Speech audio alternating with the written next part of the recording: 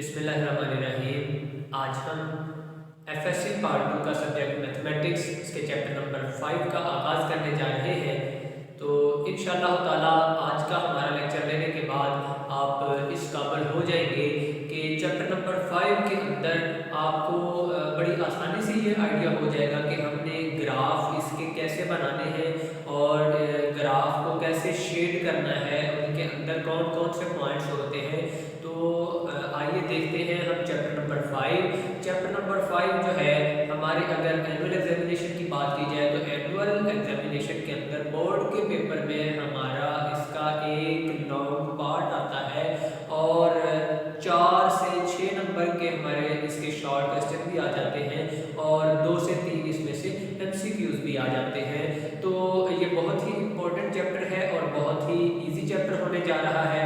तो इस हमारी पूरी वीडियो को आप कंप्लीटली सुनेंगे, हमारे लेक्चर को कंप्लीटली लेंगे तो फिर इंशाअल्लाह ताला ये चैप्टर नंबर 5 जो है आज आपके लिए बिल्कुल ही आसान हो जाएगा। तो आइए स्टार्ट करते हैं चैप्टर नंबर 5। चैप्टर नंबर 5 हमारे पास है linear inequalities and linear programming. तो लीनियर प्रोग्रामिंग क्या होती है, सबसे पहले ये बात करते हैं कि हमारा जो मेन गोल होता है इसके अंदर कि हमने अंडर कंसिडरेशन जो हमारा सब्जेक्ट होता है उससे रिलेटेड जो भी हमारे पास प्रॉब्लम्स होती हैं, जो भी कॉन्स्ट्रेंट्स होते हैं उसके अंदर जो भी क्वांटिटी होती है उसको हमने ऑप्टिमाइज करना होता है। ऑप्टिमाइज का मतलब है कि या तो हमने अंडर कंसिडरेशन सब्जेक्ट का जो भी कोई एक क्वांटिटी होगी या तो उसको हमने मैक्सिमाइज करना होगा या मिनिमाइज करना होगा। तो मैक्सिमाइजेशन और मिनिमाइजेशन करने को हम कहते हैं ऑप्टिमाइज करना। ठीक है जी। तो किस मेथड से हम इसको वो ऑप्टिमाइज करेंगे, तो यहाँ पे जिस मेथड के थ्रू हम अपने ये जो अंडर कंसिडरेशन सब्जेक्ट होगा, जो हमारे प्रॉब्लम्स होंगे, डेली लाइफ प्रॉब्लम्स जो होंगे, उनको जिस मेथड के थ्रू हम सॉल्व करेंगे उस मेथड को लीनियर प्रोग्रामिंग का नाम दिया जाता है। तो लीनियर इनइक्वालिटीज क्या है?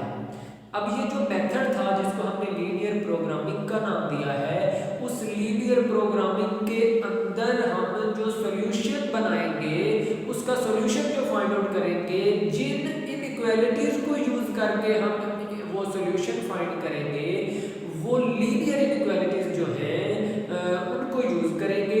तो उसकी मदद से हमारा जो सॉल्यूशन आएगा वो लीनियर प्रोग्रामिंग मेथड की मदद से हम वो फाइंड आउट करते हैं। तो वो इनइक्वालिटीज जो है वो लीनियर इनइक्वालिटीज यहाँ पे डील की जाएगी। तो आइए इसका इंट्रोडक्शन स्टार्ट करते हैं। तो सबसे पहले हमारे पास है लीनियर इनइक्वालिटी क्या होती है। तो इनइक्वालिटी क्या होती है कि जब भी इक्वल साइन खत्म हो जाएगा, इक्वल से हट के जब लेस देन का साइन आ जाएगा, ग्रेटर का साइन आ जाएगा, लेस आर इक्वल टू का साइन आ जाएगा या ग्रेटर आर इक्वल टू का साइन आ जाएगा, तो ऐसी इनइक्वालिटीज को हम फिर, ऐसी नोटेशंस को इनइक्वालिटी का नाम देते हैं। तो यहाँ लिखा है कि inequalities are expressed by 4 symbols, कि ये जो मेरी इनइक्वालिटीज हैं, ये इनइक्वालिटीज जो है इनको 4 सिंबल्स से एक्सप्रेस किया जा सकता है। सबसे पहला सिंबल है मेरे पास ग्रेटर देन का, ये ग्रेटर देन का सिंबल है। इसी के साथ मेरे पास ये लेस देन का सिंबल आ जाता है, या फिर मेरे पास ग्रेटर आर इक्वल का सिंबल आ जाता है, या फिर मेरे पास लेस आर इक्वल का सिंबल आ जाता है। ये जो चारों सिंबल्स हैं, इन चारों सिंबल्स को हम इनइक्वालिटी का नाम देते हैं कि ये हमारे पास 4 किस्म की इनइक्वालिटीज हैं। तो यहाँ पे एक सबसे मेजर प्रॉब्लम जो हमें आता है वो, बेशक हम एफएससी क्लास तक पहुँच जाते हैं तो हम यही आइडेंटिफाई नहीं कर पाते कि किस सिंबल को हम लेस देन कहते हैं और किस सिंबल को ग्रेटर देन कहते हैं। तो कुछ मेरे दोस्त जो है, कुछ मेरे भाई जो है वो बताते हैं कि जिस नोटेशन का मुंह ओपन होगा तो वो ग्रेटर होगा, लेफ्ट साइड को ओपन होगा या राइट साइड को ओपन होगा। तो हम यहाँ पे कंफ्यूज हो जाते हैं कि जब हम देखें कि ये इनइक्वालिटी जो है इसका भी फेस ओपन है, अगर इसको देखें तो इसका भी माउथ ओपन है, ठीक है। तो ये दोनों माउथ इनके ओपन है, तो हम कैसे आइडेंटिफाई करेंगे यहाँ पे कि लेस देन साइन कौन सा है और ग्रेटर देन कौन सा है। तो यहाँ पे हमने एक सिंपल सी वो ट्रिक जो है वो याद रखनी है कि वो सिंबल जो एल शेप का होगा, ऐसा सिंबल जिसकी शेप एल जैसी होगी, अल्फाबेटिक एल, उसके जैसी जो शेप होगी उससे एल से हम उसको डिनोट कर देंगे लेस देन का ये सिंबल है। तो अगर अब हम यहाँ गौर करें, ये सिंबल एल की शेप का है, तो इट्स मीन ये सिंबल हमारा लेस का सिंबल है, तो दूसरा सिंबल फिर हमारा ऑटोमेटिकली ग्रेटर का सिंबल हो जाएगा। तो लिहाजा ये हमारे पास ग्रेटर देन का सिंबल है, ये लेस देन का सिंबल है, ये greater than or equal to का सिंबल है, और ये less than or equal to का सिंबल हमारे पास आ जाता है। अब फॉर एग्जांपल मैंने यहाँ पे आपके पास ये चार किस्म की जो इनइक्वालिटीज थी हमारे पास, उससे हमने ये चार इनइक्वालिटीज बना ली है, ठीक है जी। लीनियर इनइक्वालिटीज बन गई है, ये सिंबल थे इनइक्वालिटीज के, इनकी मदद से हमने ये लीनियर इनइक्वालिटीज जो है वो जनरेट की है इन टू वेरिएबल। इसको हम कहेंगे कि ये हमारे पास linear inequality in two variable,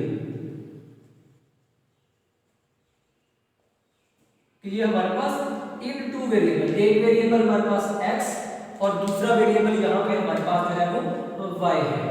तो ये इन टू वेरिएबल इनइक्वालिटीज है जिसमें हमारे पास पॉसिबिलिटी हो सकती है कि ax प्लस by जो है लेस देन c हो सकता है, फिर ax प्लस by जो है वो ग्रेटर देन c हो सकता है, और फिर ax प्लस by जो है वो हमारे पास लेस आर इक्वल टू सी हो सकता है, या फिर ax प्लस by जो है इसमें ये दो xy जिनको मैं सर्कल कर रहा हूँ, ये हमारे पास दोनों वेरिएबल्स हैं, तो ये ग्रेटर आर इक्वल टू सी भी हो सकता है। तो ये चार तरह की हमारे पास पॉसिबल जो है वो लीनियर इनइक्वालिटीज आ सकती हैं। तो इन लीनियर इनइक्वालिटीज के अंदर ये जो a है, b है या c है, ये क्या चीज है? तो यहाँ हमने लिखा है कि a b c are constant, ये हमारी कांस्टेंट है, लेकिन यहाँ पे एक और बात है कि a और b जो है, ये a और ये b जो है, ये दोनों एट अ टाइम जीरो नहीं हो सकते। कोई एक वैल्यू जीरो हो सकती है, कोई एक आपके पास कोएफिशिएंट जो है वो जीरो हो सकता है, या तो a जीरो हो जाएगा या b जीरो हो जाएगा, लेकिन दोनों एट अ टाइम जीरो नहीं होंगे, क्योंकि अगर ये दोनों जीरो हो जाएंगे तो ये बनेगा 0x प्लस 0y, फिर तो ये हमारी वो इनइक्वालिटी ही खत्म हो जाएगी लीनियर वाली, ठीक है। तो इसलिए यहाँ पे या तो a जीरो होगा या b जीरो हो सकता है एट वन टाइम, ठीक है जी। तो रिमेंबर दैट ये बहुत इंपॉर्टेंट बातें अब हम डिस्कस करने जा रहे हैं जिनको आपने याद रखना है।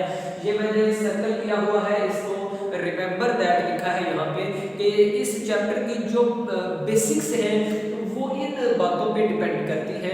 तो इस पे सबसे पहली बात कौन सी है?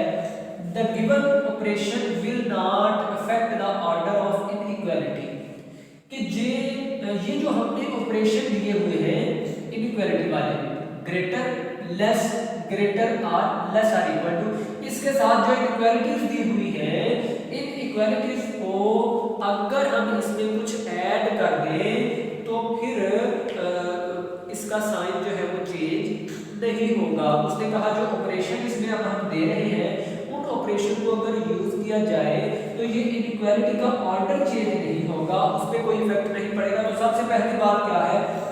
एडिंग और subtracting a constant on each side of it, कि अगर हम इनइक्वालिटी के दोनों तरफ सेम नंबर को ऐड कर दें या सब्ट्रैक्ट कर दें तो उस इनइक्वालिटी में कोई भी चेंज नहीं आएगा, उस इनइक्वालिटी पे उसके ऑर्डर पे कोई इफेक्ट नहीं पड़ेगा। यानी अगर वो लेस का है तो वो लेस ही रहेगा। फॉर एग्जांपल यहाँ मैं आपको एक एग्जांपल देता हूँ कि मैं कहता हूँ 5 is less or equal to, चलिए लेस देन ले लेते हैं, 5 इज लेस देन 7, कि ये 5 जो है वो लेस है 7 से। तो अगर 5 7 से लेस है तो इसमें अगर मैं सेम नंबर ऐड करूंगा दोनों तरफ तो हमारी इनइक्वालिटी में चेंज नहीं आएगा इसके ऑर्डर में। ये 7 फिर भी लेस होगा 9 से।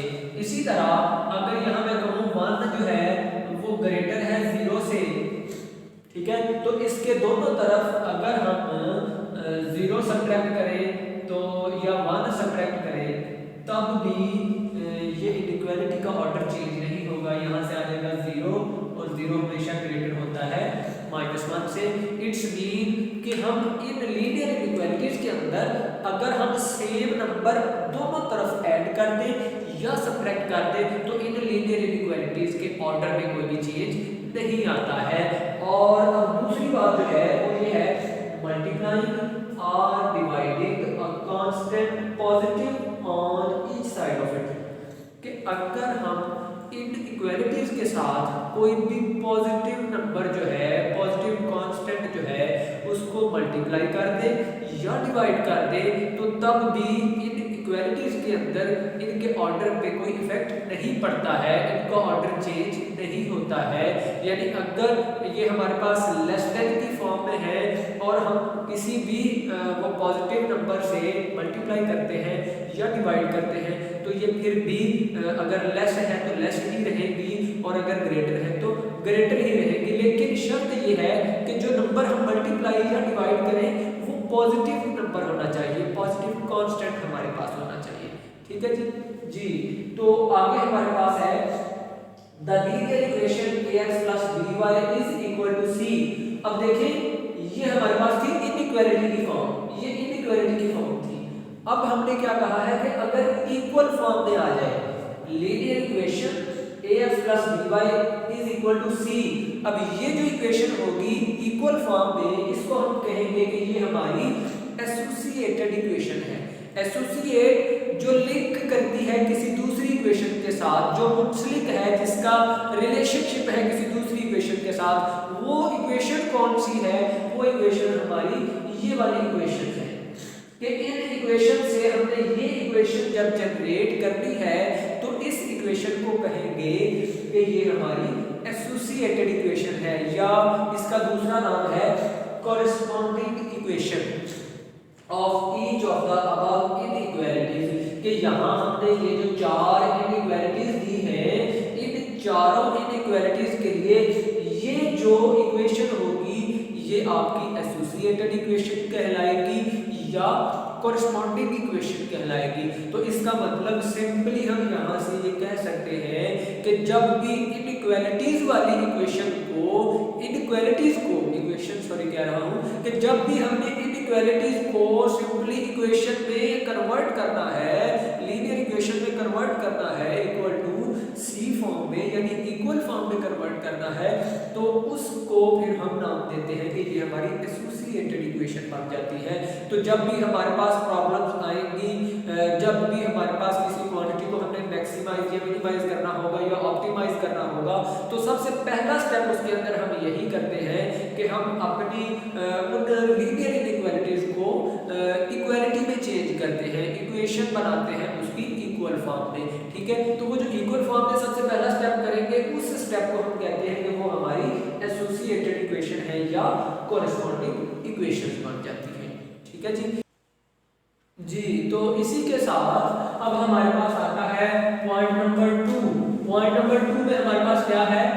Graph of linear equation. कि इस लीनियर इक्वेशन का जो ग्राफ होगा दैट इज अ लाइन, वो एक लाइन होगी which divide the plane into two disjoint regions called half planes. ठीक है, कि अगर हम ग्राफ ड्रा करते हैं इस लीनियर इक्वेशन का, लीनियर इक्वेशन कौन सी है जो ये हमें गिवन है, कि जब हम इस लीनियर इक्वेशन का ग्राफ ड्रा करेंगे, ग्राफ बनाएंगे तो ये लीनियर इक्वेशन जो है ये एक ऐसी लाइन है जो कि हमारे प्लेन को, जो हमारे कोऑर्डिनेट प्लेन को क्या करती है? डिवाइड कर देती है टू डिसजॉइंट रीजन्स के अंदर, जिसे हम फिर हाफ प्लेन्स का नाम देते हैं। ठीक है, और फिर अगर ये लाइन हमारे पास ax + dy = c जो है ये टू रीजन में डिवाइड कर देती है जिसे हम half ax plus by equal to c, ये इक्वेशन जो है इसको हम कहेंगे कि ये boundary of each half plane है।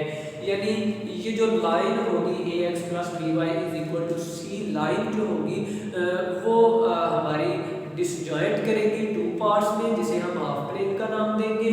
और ये जो equation ax plus by is equal to c वाली इक्वेशन होगी वो इक्वेशन हमारी बाउंड्री की जो है हाफ प्लेन का बाउंड्री पॉइंट कहलाएगा।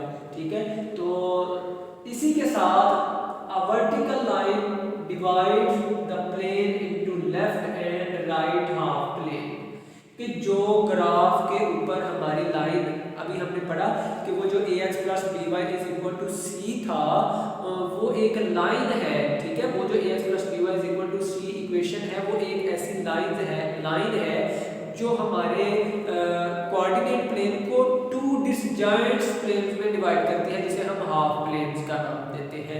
अब वो जब डिवाइड करती है टू रीजन्स के अंदर, डिसजॉइंट रीजन होते हैं। डिसजॉइंट रीजन जो होते हैं यानी जिनके अंदर कोई भी कॉमन रीजन शामिल नहीं होता। ठीक है, यानी उनकी इंटरसेक्शन जो है वो एम्प्टी सेट होता है, नॉन जीरो होते हैं, वो सॉरी जीरो होते हैं। ठीक है, तो अब यहाँ हम कह रहे थे अगर वो लाइन वर्टिकल लाइन है और ये वर्टिकल लाइन मेरे पास में ड्रा हुई है, अगर ये मेरी वर्टिकल लाइन है तो वर्टिकल लाइन क्या करती है, divides the plane into left and right half plane. अब उस कोऑर्डिनेट प्लेन के ऊपर वो मेरी जो लाइन ड्रा होगी, अगर वो लाइन मेरी बन रही है वर्टिकल, तो वर्टिकल लाइन का आगे वाला हिस्सा जो है उसको हम कहेंगे राइट हाफ प्लेन। ठीक है, इस वर्टिकल लाइन का आगे वाला हिस्सा राइट हाफ प्लेन कहलाएगा और इस जीरो से पीछे वाला जो एरिया होगा उसको हम लेफ्ट हाफ प्लेन का नाम देंगे। ठीक है, इसी के साथ while a non-vertical लाइन जो वर्टिकल लाइन नहीं होगी, ठीक है, जो नॉन वर्टिकल लाइन होगी वो डिवाइड करेगी हमारे प्लेन को टू रीजन में। कौन कौन से टू रीजन हैं, upper and lower half plane. Upper and lower half plane में वो हमारे कोऑर्डिनेट प्लेन को डिवाइड कर देते हैं। वो किस तरह से कि ये देखिए, अगर ये हमारे पास एक लाइन है, ठीक है, अब ये नॉन वर्टिकल लाइन है, नॉन वर्टिकल लाइन का नीचे वाला हिस्सा जो है, नीचे वाला हिस्सा इसको हम कहेंगे लोअर हाफ प्लेन। ठीक है, नीचे वाले हिस्से को लोअर हाफ प्लेन कहेंगे और इससे जो ऊपर वाला हिस्सा है उसको हम अपर हाफ प्लेन का नाम देते हैं। तो सिंपली यहाँ पे हमने ये देखा है कि जो हमारे पास ये एसोसिएटेड इक्वेशन आई थी, इस एसोसिएटेड इक्वेशन से जब हम ग्राफ ड्रा करते हैं तो ये एसोसिएटेड इक्वेशन हमारी ऐसी लाइन होती है जो हमारे कोऑर्डिनेट प्लेन को टू रीजन्स में डिवाइड कर देती है। तो वो टू रीजन्स क्या होते हैं, वो डिसजॉइंट रीजन्स होते हैं जिनके अंदर कोई भी कॉमन पॉइंट शामिल नहीं होता। जब वो डिसजॉइंट रीजन्स होते हैं तो ये हमारी जो equation ax plus by is equal to c होती है वो बाउंड्री कहलाती है। वो line ax plus by is equal to c line जो होगी वो बाउंड्री कहलाएगी हर प्लेन की।